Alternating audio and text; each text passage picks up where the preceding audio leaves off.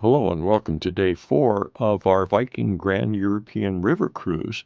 We start day 4 early in the city of Koblenz, and then we take a cruise down the Middle Rhine, visiting the castles and marvelous sights along the Rhine Valley. So sit back and relax and join us once again in another adventure. We arrived quite early in Koblenz after sailing overnight from Cologne. Koblenz is at the intersection of the Moselle and Rhine rivers, and our ship was docked very close to what was called the Deutsches Eck, the German corner, where the Moselle River flows into the Rhine River. There was one main excursion and 2 optional excursions. We opted for the main excursion, but we'll walk you through what you might see on the 2 optional excursions, starting with the optional walking tour of Koblenz. As I said earlier, we were docked very near the Deutsches Eck, where the Moselle River flows into the Rhine River, and there is a statue to Kaiser Wilhelm I, who is recognized for his unification of Germany in the 1800s. Both the Rhine and Moselle are famous for their vineyards, and it turns out there's a Riesling for everything. On the walking tour, you will visit Jesuit Square, where there's a statue to Johannes Müller, who was a famous physiologist in the 1820s and made a number of discoveries that are still applicable today. Nearby is the history column, which was given to the city in 1992 to mark its 2000th anniversary, and it truly depicts the history of the city, starting from the bottom, with wine barrels being rowed down the Rhine River, and it goes to the top to show the future of Koblenz. Now, the city is not without a sense of humor, and that comes in the form of the Schengelbrunnen fountain. The word Schang is a German corruption of the French word Jean, and you need to be careful when you go by the fountain, as sometimes the water goes beyond the base of the fountain. Another optional excursion is to take the cable car across to the Ehrenbreitstein Fortress. Very near the ship is a cable car that will take you up to the fortress.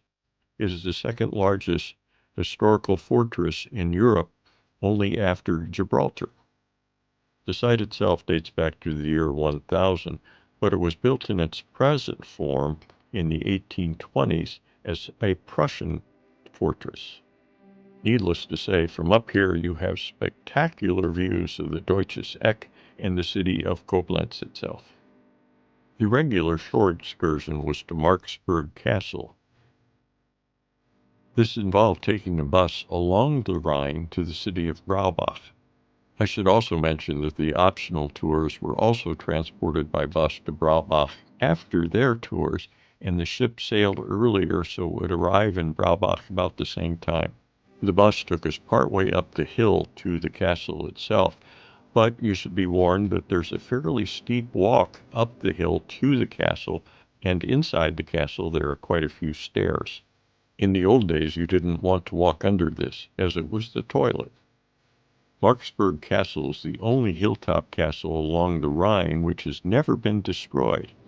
In this section of the Rhine, there is a castle to be found about every 2.5 kilometers, with over 40 of them still more or less intact, and we will see these in our afternoon Rhine cruise. Most parts of the castle date back to the 13th through 15th century and are remarkably well preserved. As you look out the windows, you can see the strategic importance of its location overlooking the Rhine.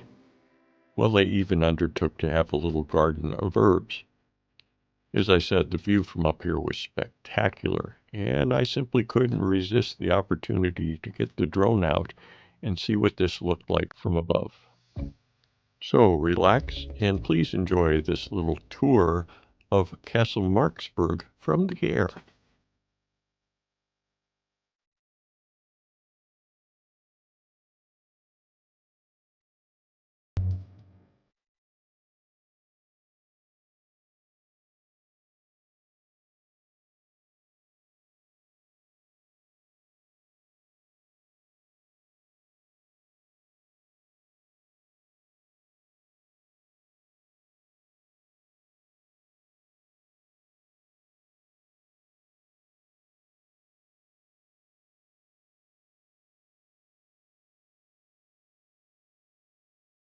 While we were touring the castle, the buses from the other tours arrived in Braubach, and we took the bus back down to meet our ship, which was just now arriving at the dock. So with that, it was time to put the drone away and walk back to the ship for a little bit of lunch. This is one of the few times that we cruised during the day, so we spent the afternoon cruising down the Middle Rhine, or the Rhine Gorge. It's about a 40-mile stretch of the Rhine River between Koblenz and Bingen. It has a lot of steep hillsides with vineyards on them, and there are many castles that we will see. As a matter of fact, there are more than 28 castles, some in better shape than others, some as hotels and restaurants. For the first leg of the trip, we settled down for lunch and sailed past the village of Velmisch. Oh, and did I mention there are a few vineyards along the sides, and some of the finest wines in the world come from the Rhine River Valley. In addition to the vineyards, we saw lots of camping sites all along the river. The campsites were mainly occupied by caravans and stretched for kilometers. And now we enter the Rhine Gorge, and we go from fairly flat terrain to very steep hillsides, many of which are covered with grapevines. We also saw some companion ships sail by us. Now we start seeing more castles. And here we see Burg Maus, which was actually Thurnberg Castle, and it's mockingly named Maus by the Counts of Katzenbogen, the Cat's Castle. Today it's a farm for eagles and falcons. The next leg of the trip takes us past St. Goar on the right and St. Gorhausen on the left. The Rhine is one of the largest rivers in Europe, and it's marked by a lot of freight traffic that we saw, much of which were heading to the port of Rotterdam. Next, we come to Rheinfels Castle. It's the ruins of a mighty 13th century fortress, and today the castle's home to a hotel and a museum.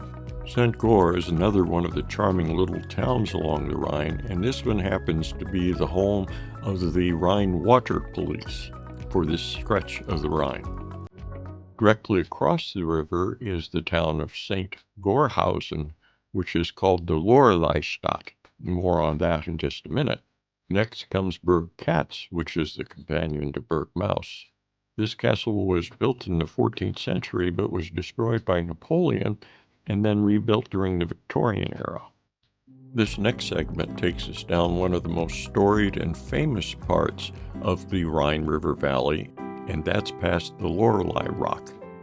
You can even find a camping spot directly across from the Loreley.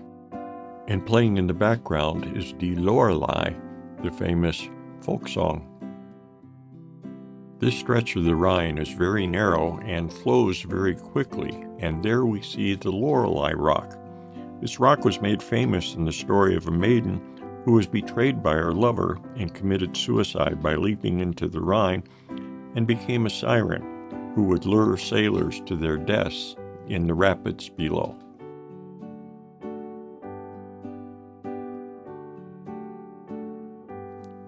Next up is another picturesque town along the Rhine, and that's Oberwesel. You will find many of these towers along the water's edge, and they were used as toll towers to tax the merchants bringing goods up and down the Rhine. Oberwesel has the Gothic Church of Our Lady, which has some important treasures. Also, there's St. Martin's Church and remains of an old city wall. Above it is Ehrenbreitstein Castle, which is really now a hotel. Now we near the end of our cruise, and the steep walls of the Rhine start to fall away as we approach the town of Bingen. Next, we see above the city of Kaub the Berg Hotel auf Gutenfels. Again, one of these beautiful hotels that has been repurposed from a castle. Both Gutenfels and this particular castle, Pfalzgrafenstein, were substantial toll barriers for sailors going up and down the Rhine. Pfalzgrafenstein would actually drag chains across the river to block sailors until they paid their tolls.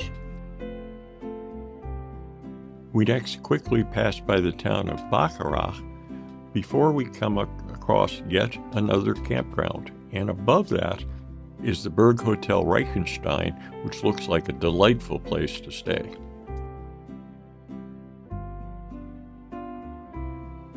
Next up is Berg Rheinstein, which I believe is now a private residence. And now our last castle before we exit the valley is Rhine Castle, which dates from the 1300s. These ruins were never really a castle, but part of the fortification of the city wall. Now above these beautiful vineyards is the Niederwald Monument, which commemorates the reunification of Germany under Bismarck in the 1870s. It's also called the Watch on the Rhine. Here is another one of these toll towers right on the edge of the city of Bingen, which is where St. Hildegard von Bingen comes from. And as we turn, we see some of the vineyards for Rudesheim. Rudesheim lies right at the end of the Rhine Valley and is a beautiful place to visit. And they have a marvelous mechanical music museum if you ever choose to go in there. Above the town is the Abbey of St. Hildegard, plus a lot of vineyards. Well, that's it for this trip on the Rhine. As we travel from Bingen, we go to Mainz, and then turn left on the Main River in Mainz. Just before we went to bed, we went upstairs to catch a glimpse of the very first lock we would go through, one of many that we would travel through on both the Main and the Danube canals. Well, that was a very long but a wonderful day 4 of our trip. And if you enjoyed this video, please subscribe to our channel. We'd greatly appreciate it.